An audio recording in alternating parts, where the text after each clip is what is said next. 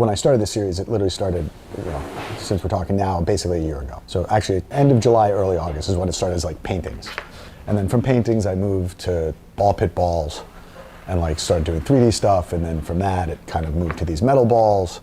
And there was kind of like this progression as it was going. And I started doing these metal balls. I was like, oh, these kind of look like, to me, they look really cool, right? I've always been a huge fan of kind of larger art, right? Because that's what people remember. People remember statements. People remember, large things they can interact with, things they can photograph together, right? So the idea was to make a giant version of this. So I started looking for like, can I get giant metal ball? Like I saw there was like an American event company that sold what looked like giant metal spheres, even though they were inflatables. I was like, oh, that's cool, an inflatable, that looks pretty cool. And it was I forgot what it was. It was something like 10 or 12 balloons for like $4,000 or $5,000. It was like and they weren't particularly huge. They were like 2 or 3 foot, like they were modest size, but cool. And I had just had this experience where I had learned that the metal balls that I had originally gotten fucking raked over the coals for, the amount of factories that actually made it, I was like, oh, that's interesting. So I had decided to do a big thing.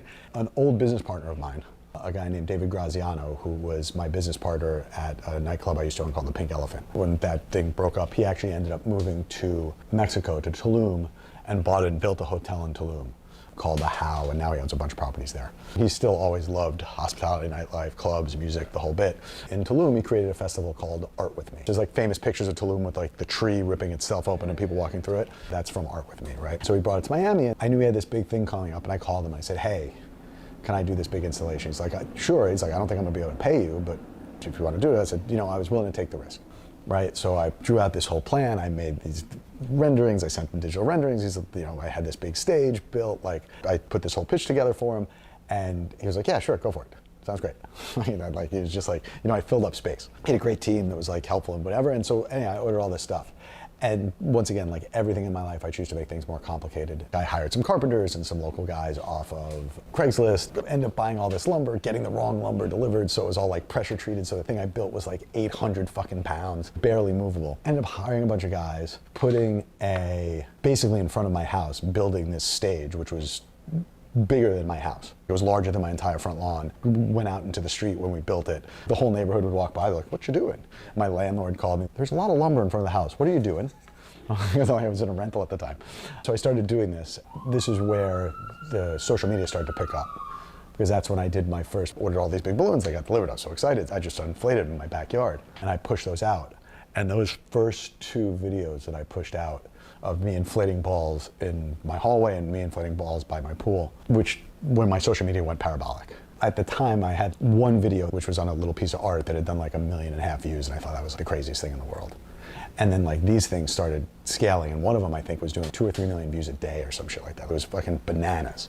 And the phone calls started coming in, the inbound, and I went from, 10,000 followers to 20,000 followers to 30,000 followers to 40,000 followers to 50,000 followers. Just almost instantly, it was fucking bananas. And so I started making more videos and doing more stuff, and we started building this thing and painting in my front yard, hired all this stuff.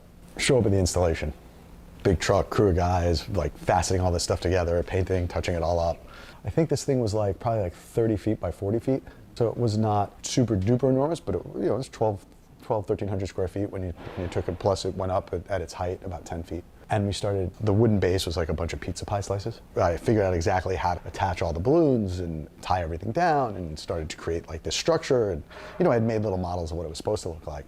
And odds are, and surprisingly enough, it actually came out pretty close. You learn all the hard stuff the hard way, right? So like we built this thing, and we were so tired, right? Because we've been working nonstop to try to get this thing done. And it costing me double what I thought it was going to cost. And I think when it was all said and done, it cost like 20 or 30 grand, something way more than I wanted to spend.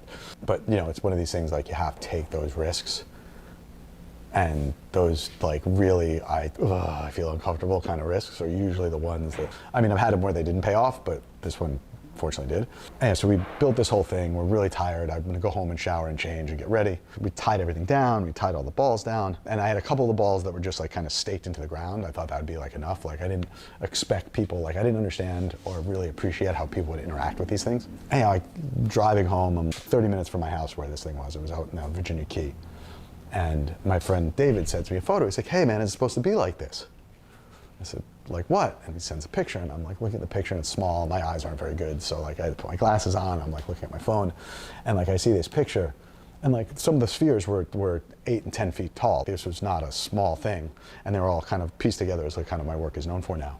And he sent me a picture with a bunch of children climbing up it and sitting on top of the ball. One kid gazing into the sunset on top of the ball. I'm like, oh no, like this is not good.